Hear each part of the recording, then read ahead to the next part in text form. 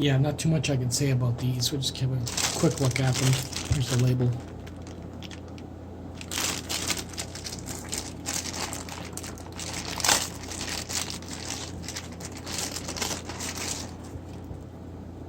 These actually are better quality.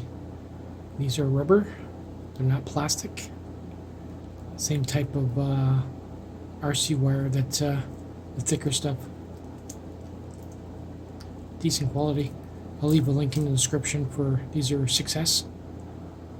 Not bad. They're extension 6S, but you can double them up, and then what I'm going to do is I'm going to double them up and then cut them for this pack here.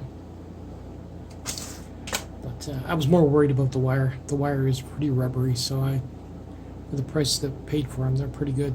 Plus they're decent heat shrinking on the end there. See how long they last before they break.